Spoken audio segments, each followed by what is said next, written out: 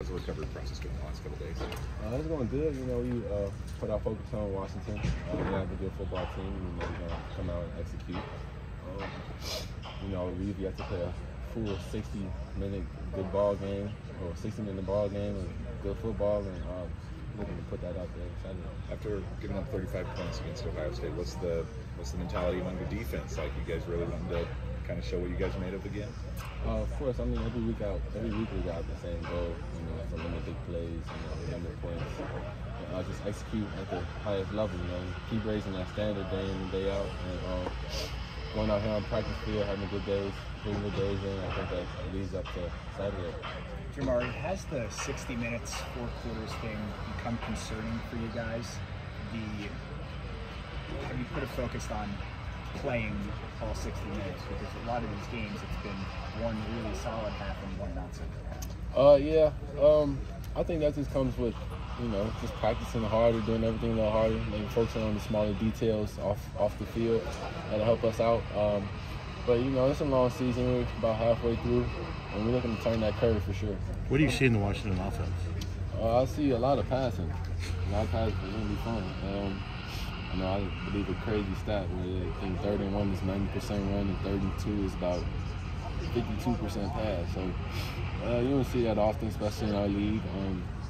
I think in our league in general this year it's been totally different. I've been here for a while, and I just feel as though it's more of a passing league, faster league, really taking more into the NFL almost, especially with Minnesota a couple weeks ago. That completely surprised me.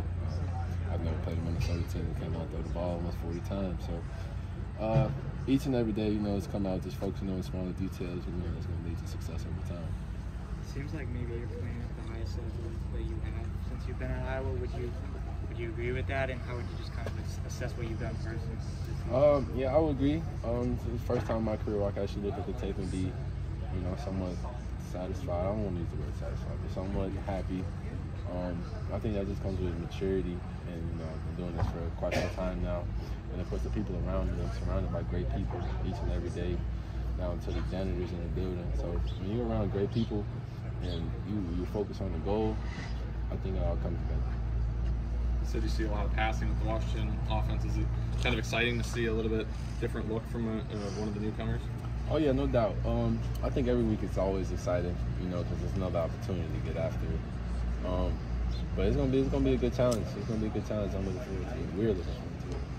You've had Deshaun in there, TJ in there on the opposite side of you. How have you just tried to help those guys kind of out as they've I always try to answer any questions they have from me.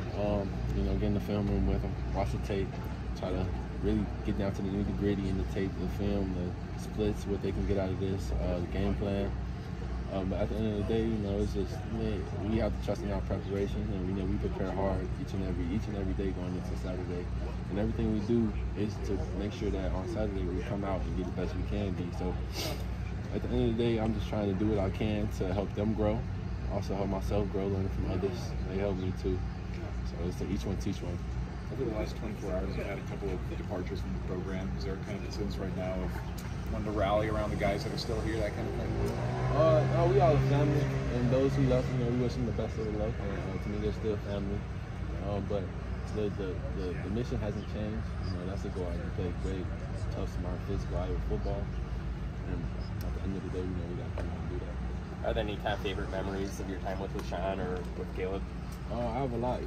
We are Chicago guys, so it's just good to have similar voices. It's just a reminder of home.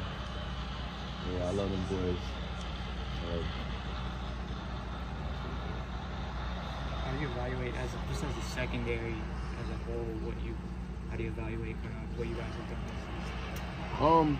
Always with a growth mindset. No matter what we do, when we lose a draw, we always gonna have a growth mindset. So we can go out and have 5 picks this week, and I'm gonna still tell you some things we need to do to get better. We can go out and have no picks, and we go out and get up some touchdowns. There's still things that's gonna need to be corrected on tape, and I feel as though that's the best way to continue to move, to progress, to move forward. And so at the end of the day, it's always trying to get better each and every time you step out on the field, and make sure everything you do throughout the week is to make sure you're prepared on Saturday to be the best you can.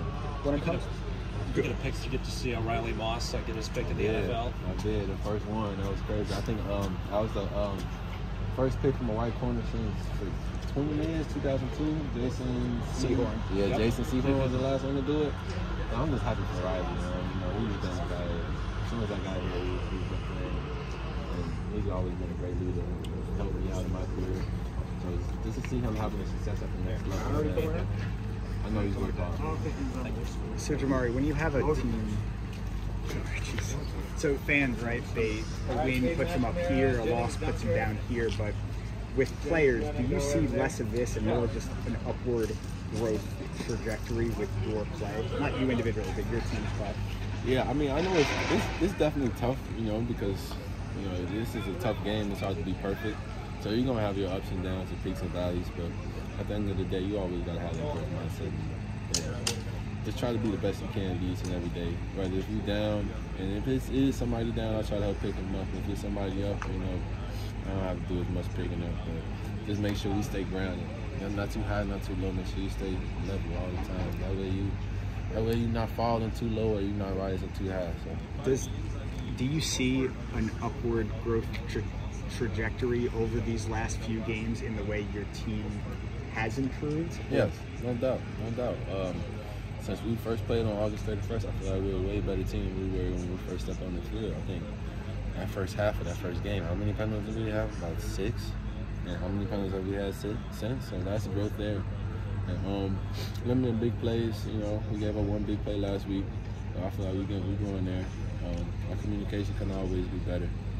And, continue to listen, continue to trust each other, continue to get into the playbook, and study the opponent and come out Saturday and really work.